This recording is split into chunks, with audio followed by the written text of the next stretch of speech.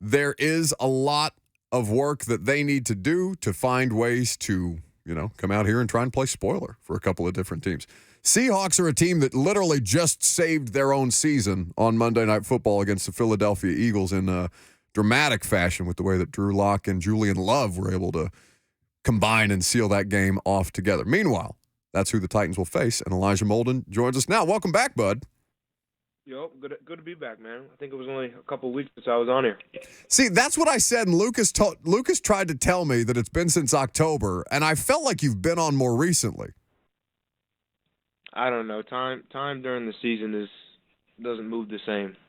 It's totally disorienting. We were just talking about, like, are you aware generally of holidays that are upcoming when you know that you're going to play a football game at some point during the week? Because I feel like Christmas sneaks up on me in ways that it never used to. Yeah, Christmas for sure. I think I learned from maybe my rookie year. Like you got to get into the Christmas spirit yourself. You got to be playing Christmas music at all times, just so you remember. So is that what's happening in the Molden household right now? Or are you just blaring Christmas music for hours upon hours on end? Or in the Titans locker room? Both.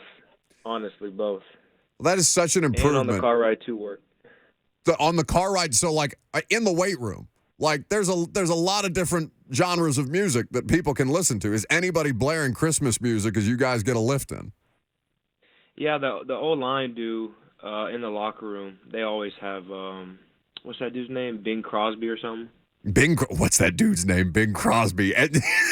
My next workout. Christmas icon, Bing Crosby. That's going to be coming through the headphones. White Christmas. Unbelievable. We were just talking about this, and we'll ask you some football questions, I swear, here in just a little bit. But we were talking about our favorite Christmas movie characters, and we've gotten some really good submissions throughout the course of the day. Tim Curry, the hotel manager from Home Alone 2. Well, that's the actor's name. The actor Tim Curry, but I don't know what the character's name here is, Lucas. I'm trying to. He hit me with. He doesn't know. He's acting like he doesn't know who Bing Crosby is. I don't know how much more success I'm gonna have with Tim Curry there. But like Jim Carrey's The Grinch is my favorite all-time Christmas movie character. Do you have one? Yeah, that's The Grinch, and I wish I could give it, but that's hands down my favorite Christmas movie. No, you don't have to give a different answer if it's the best answer. I'll say in Polar Express the ghost. So this is the animated Polar Express? Yes, yeah. The ghost on top of the train. Is this some kind of like holiday misstep by me that I haven't seen the Polar Express yet? What? That's pretty bad. Elijah Molden is here with us on 104.5 The Zone. All right, Lucas, play the pick, and we're going to have Elijah Molden walk us through it. Keenum takes the snap. Swings it out. Intercepted. Titans. 40, 30, 20, 10, 5. End zone. Elijah Molden. Touchdown. Titans. That'll work. That'll work. So that was for the 13-0 lead at the time, Elijah. And I know obviously not the result that you wanted in the game as a whole for the team, but what'd you see on the play? He just threw it right to me. I mean, I was supposed to have the flat. I saw the running back come out to the flat. And then I also saw the quarterback look my way, and he wasn't on the same page with the running back and threw it right to me. And then I was worried about getting to the end zone. You know, if you let the quarterback tackle you on the end zone, to pay a position group. Like that's something. If you don't make it to the end zone at that point, that's something that's coming up on Vrabel's tape afterwards, right? Like that's something that's going to be highlighted. Yeah, he was close too. So with where you guys are at right now, and understanding, that the postseason is out of reach, but there's still 3 games left to play. What do you kind of? Is there any different way that you handle things? Like I personally have never covered you guys in a spot like this, so I'm just kind of curious how it's being handled internally when I know many of you have not been in this situation either. Yeah, I think now that we know that for sure we're only playing 3 games, it's a little different. There's there's the hope of the playoffs isn't there anymore. But I mean, I still play this game, and I still come to work every day trying to be the best I can be. So my approach hasn't changed. I'm still trying to build a foundation going into next year, and then finish this year strong. So I feel good. Really, feel good at safety.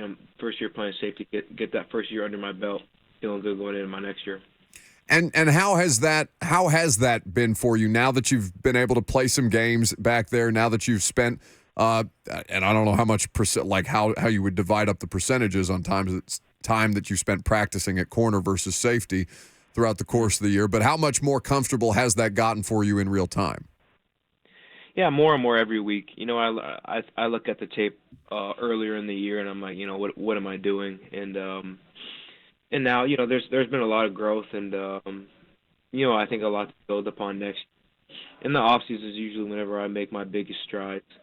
When I'm healthy, I can train that way I want and really cement my next year. And in the past, I haven't had healthy off seasons. And knock on wood, I'm feeling good right now. I think after this season, set me. Well, we hope that health continues. Elijah Molden hanging out here with us on 104.5 The Zone before they head out to practice today. So I'm sure you saw – did you watch Monday Night Football live, or has it been mostly tape study for you? I watched the first little bit of it, and then I was able to watch the last two drives. So definitely a big win for the Seahawks. They play well when they need. Did a good job converting on third down with the last drive. And whether it's Geno or Locke, it seems this year that they're pretty comfortable pushing the ball down the field. What do you kind of make of their passing game? How would you explain what you're seeing to the audience who's going to be watching it at home? Yeah, I mean, they have a lot of different weapons, and they each kind of bring a new. Obviously with DK being fast. I think the rookie Jackson varieties, and obviously Locke been a vet there. Knows they're off well. Still one of the most shiftiest receivers in the league. So different.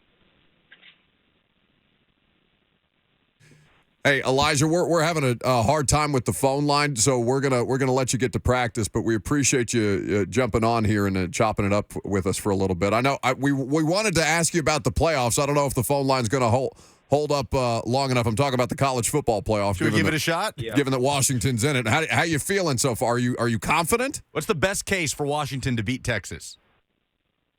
I'm not too worried about Texas, to be honest. I think we'll get a dub, and then I wouldn't be surprised if we end up playing Alabama.